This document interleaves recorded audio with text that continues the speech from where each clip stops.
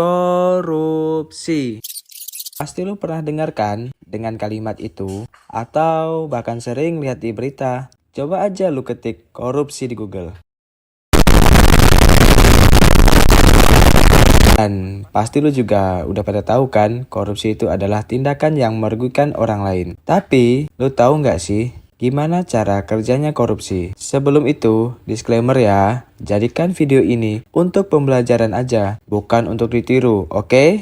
Bentar. Sebelum itu, like, komen, dan subscribe channel ini. Kalau enggak, lu disumpahin jadi koruptor. Oke, lanjut ke videonya. Nah, jadi cara kerja korupsi itu ada banyak banget. Contoh sederhananya, kita ambil di sekolahan. Misalnya, di kelas. Di kelas lu ada seorang bendahara yang bernama Adit Keuangan. Bagi lu yang belum tahu nih, bendahara kelas tuh kayak manajer keuangan di kelas, yang tugasnya ngatur keuangan di kelas, mulai dari nyatat pemasukan, nyatat pengeluaran, bahkan nih ya, bisa sampai jadi debt collector dadakan. Oyen, ke kantin kuy, gas. Ngudut kuy, gas. Uang kas. Tujuan uang kas ini adalah sewaktu-waktu kelas kita membutuhkan keperluan.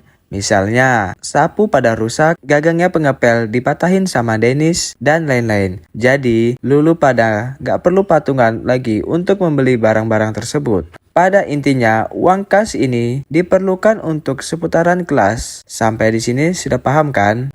Kalau sudah, kita lanjut. Pada suatu hari, kelas lu itu mau ngadain makan-makan dengan biaya anggaran dari uang kas sebesar 6 juta. Lalu, si ABCD dikasih tugas buat ngatur semua mulai dari belanja, makanan, minuman, sampai perlengkapan. Dengan anggaran sebesar itu, si ABCD tahu dia bisa beli makanan yang enak-enak dari restoran. Tapi, dengan penuh kesadaran, si ABCD punya niat untuk korupsi. Akhirnya, dia beli makanan di warteg yang biasa-biasa aja dan menghabiskan uang anggaran sebesar 3 juta. Sisa anggaran yang 3 juta itu jelas masuk ke kantongnya.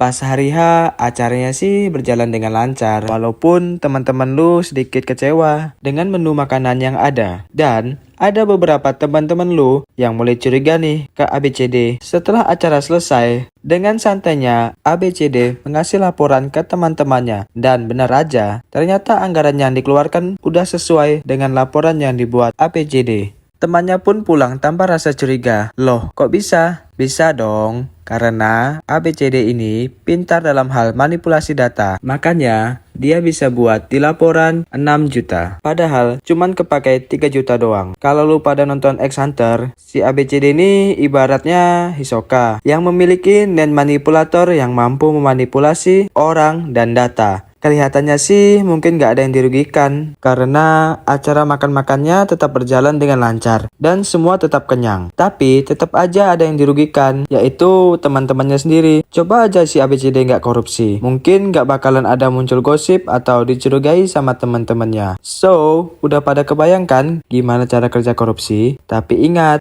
video ini bukan buat ngajarin lulu pada jadi koruptor, tapi biar kita lebih paham dan berpikir kritis, supaya kita nggak dibodoh-bodohin. Makasih guys yang udah nonton.